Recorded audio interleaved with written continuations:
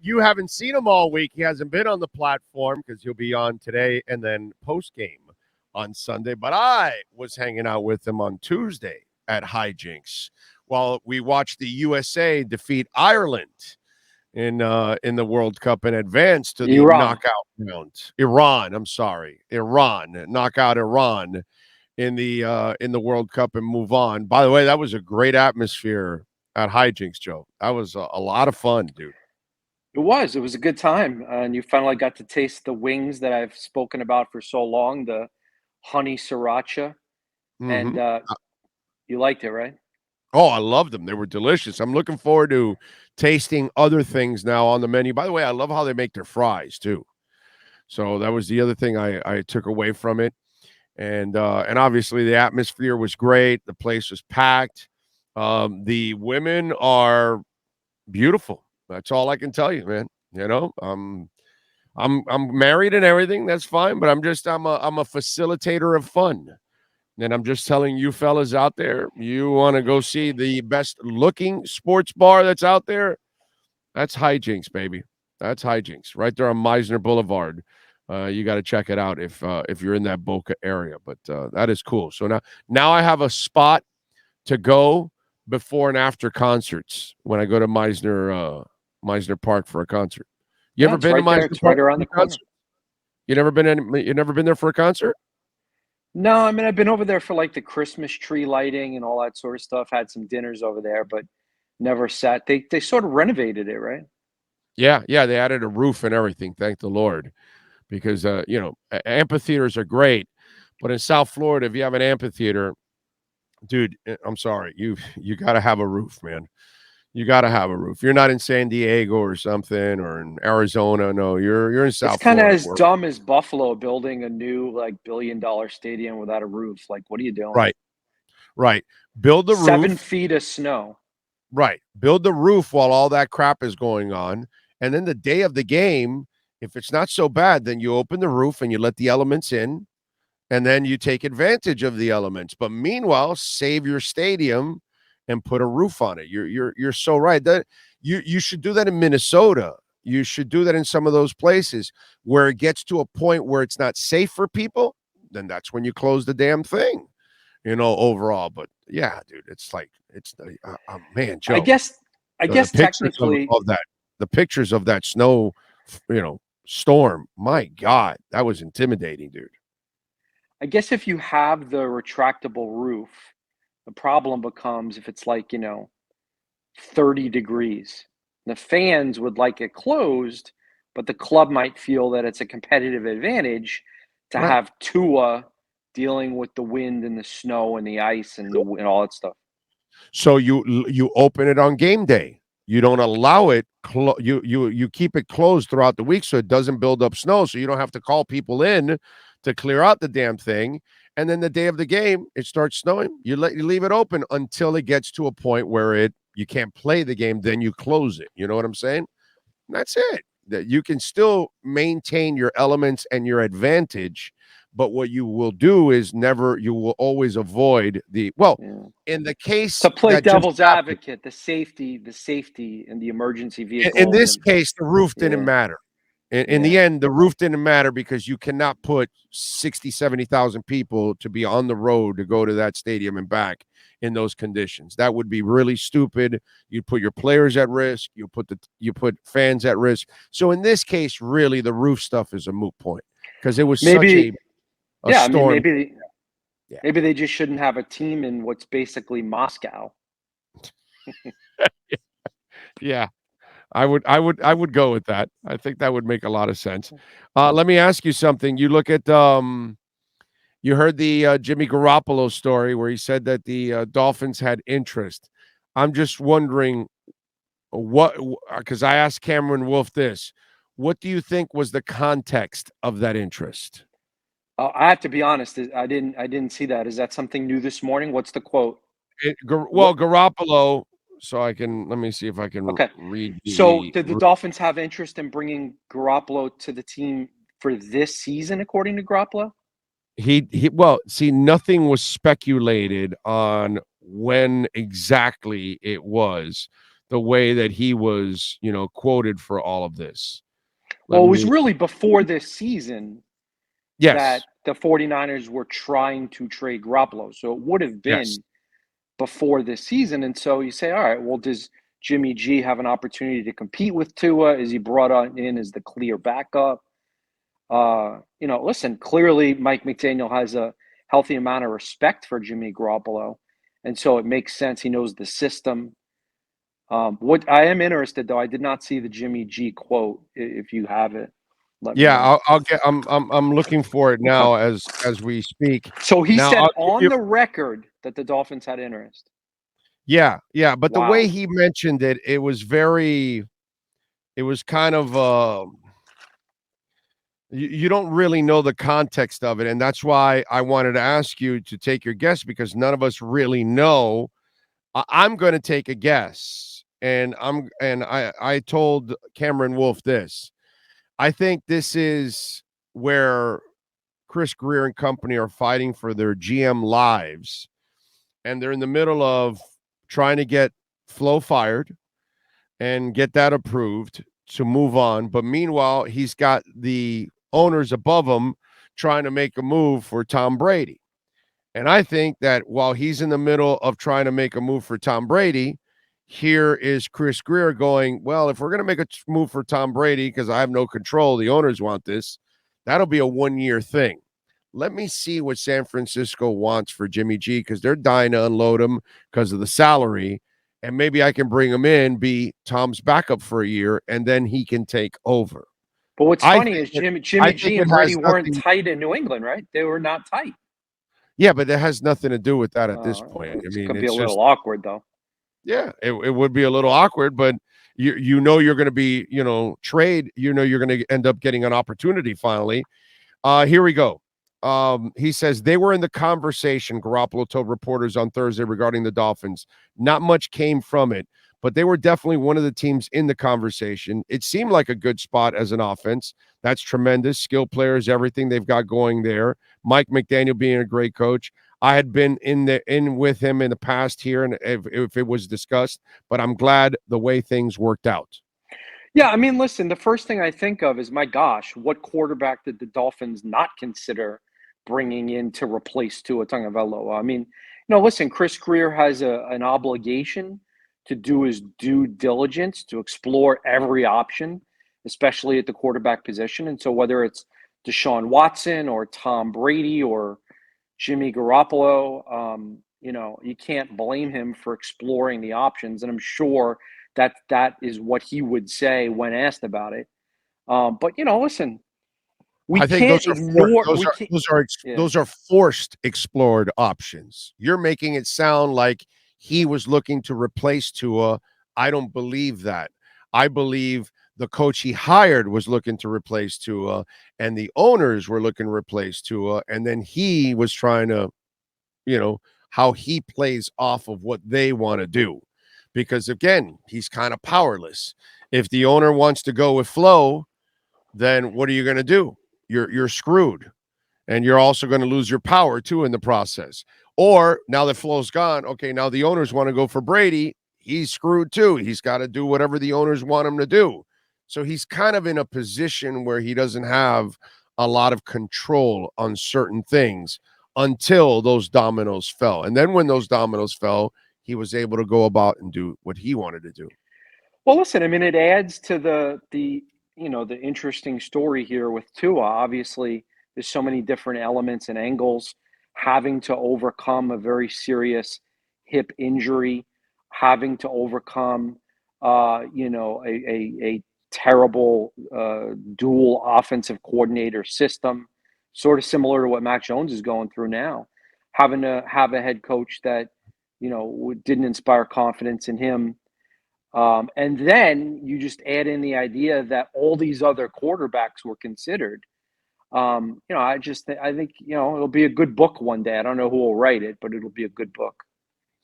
Yeah, maybe Lee Steinberg and Tua will sit down and write about all the crap that they one went through and the other guy heard, because I'm sure Steinberg got a lot of that info while all that stuff is being talked about, because the agents usually know what's going on and Yeah, I what's mean being Brady shot. and Garoppolo share an agent, Don Yee. So I'm sure Right. Don Yee was all involved in that. Yeah, that's why I kind of think that this whole Garoppolo thing may have been, and then obviously it turns out with McDaniel and all that. So now he says, well, with McDaniel and all those players, like he would have been in that position, which I don't know if he really would have been in that position for a year if Brady really would have, taken the gig here. Although, again, you're going to give up compensation for Brady and for Garoppolo. That's a lot of compensation you're going to give up for two quarterbacks. That would have been a little crazy. So your theory is that the Dolphins would have added Brady and Garoppolo. I don't know about that. Yeah, because the Garoppolo one, you're not going to give up a big pick because it was a big salary, at that moment. So I don't know. I don't know how that would have worked out. But either that or it was plan B that you would have to go to Garoppolo if you didn't get Brady because whatever with the whole Tua All right, situation. well, listen, if Garoppolo was here this year, do you think he would be top 5 in the NFL in passer rating? I mean, as it is, he's like 8th or something. He'd do a good job here. There's no doubt. The only thing I wouldn't trust him is in The money injury. moments. No, And the no, injury. Okay, no, injury too. money, They're both been injured. no Tua and Jimmy. money moments, Joe. I don't give Yeah, a shit about the injury. He did lead them He's to not a a Super money Bowl. player. He's not a money player. 3rd and 7 and 4th and 22 would have never happened with Jimmy Garoppolo. Never. Not in 100 years, not in 1,000 years. It Won't would be happen with interesting to know Tannehill. what. Yeah, Won't happen with him. Not McDaniel a money player. declined. McDaniel declined to talk about the Garoppolo Trey Lance situation earlier this year, which makes sense. I mean, he's the Dolphins coach. He Yeah, doesn't he's not gonna talk need about to. He doesn't need to publicly comment on this situation. But I do wonder, what he thought about the 49ers decision to spend all that capital, which benefits the Dolphins, Well, to go up for Trey Lance. he praised the Trey Lance stuff because that's what he's going to do. But he's not going to tell you what he really feels about Trey Lance, whether he can play or not. He's not going to tell you that. You know what I'm saying? It's But interesting. Shanahan said that he questioned how Tua would do in this offense. I mean, I appreciate the honesty. He said yeah, that in a press conference this week. And that, of course, he's been very impressed and sold. So listen, so even, people say, oh, well, there were doubters. Well, okay, what about Kyle Shanahan? He's a pretty good source. Like, he's the 49ers coach. He worked yeah, with Mike McDaniel. He knows the yeah. exact offense. So, Mhm. okay, lump in Kyle Shanahan, who, by the way, is, I think, close with Chris Sims. Yeah. Hey, Jimmy Johnson Okay. didn't believe in Troy Aikman. What There do you you want go. me to And that tell you? doesn't make Jimmy Johnson an idiot. It just means he was wrong on that one. Yeah, he was dead ass So, wrong on that one. He went and drafted Steve Walsh instead just to cover his ass. And then, Gil Brandt was right. I was wrong. So all right, listen, I'm obviously at home on my couch, which is fine. Monitor what McDaniel was saying about Armstead. I don't have my Twitter in front of me because I'm on my phone. So you and your Sean will tell producer, us. yeah, Sean will tell when us he that he says will if say Armstead nothing. is out, he's probably going to say it's a game time decision. Of course, But is what he's. let me ask you this. I mean, And by the way, do we Shanahan compared Tua, and this is where he the lost Matt me. Schaub? Okay. Yeah.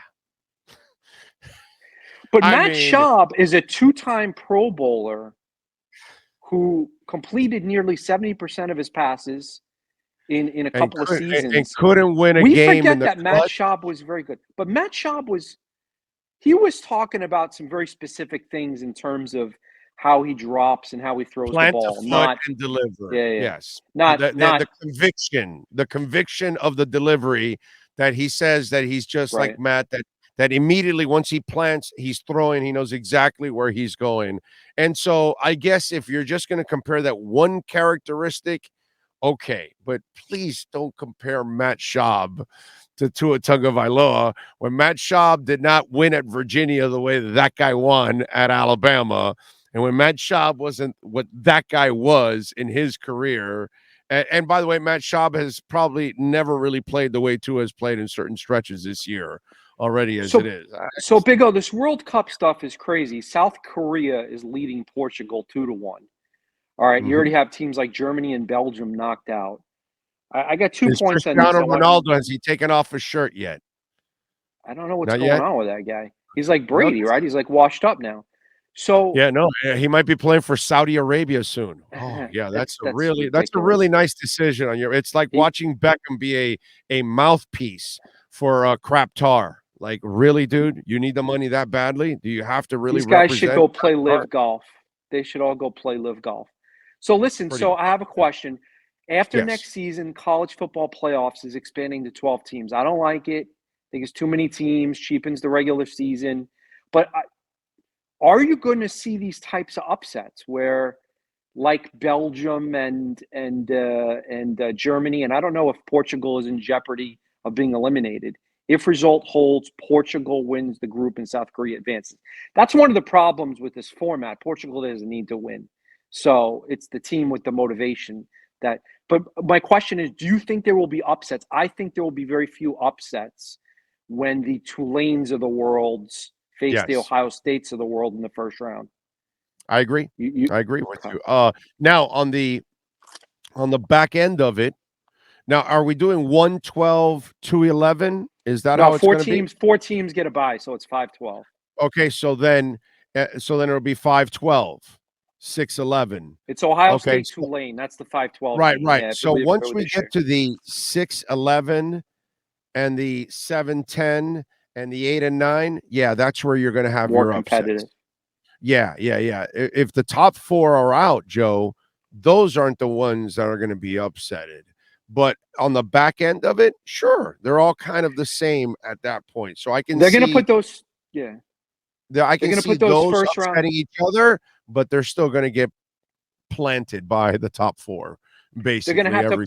They're going to have to put those first round games at the college campus sites, and the reason is that you'd have a lot of empty seats. I really believe so. Like some of the bowl games, it's just too many games. And honestly, I mean, what a joke. I mean, how many games are you going to make these kids play? I mean, they're not kids. Thank God they're getting the money from Right, the car exactly. dealerships now, because otherwise, and it is interesting. You have college. This is an interesting one. College players are maybe more likely to stay now because you get the money from the car dealerships and it's all okay.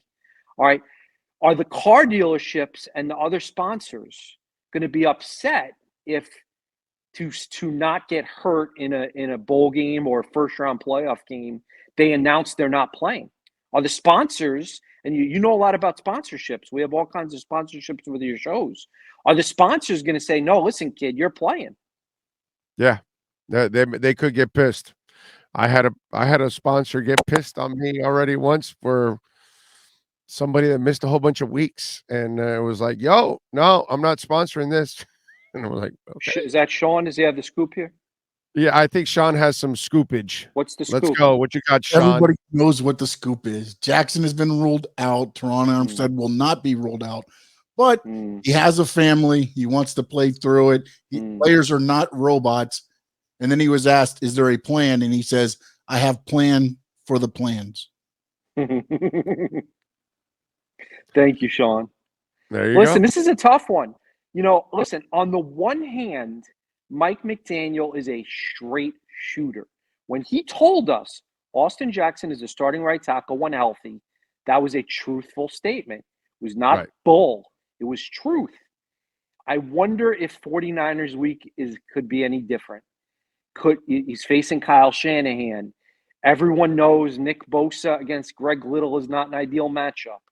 So, Big O, I ask you, in your opinion, and we don't know for sure, in your opinion, is there some gamesmanship here?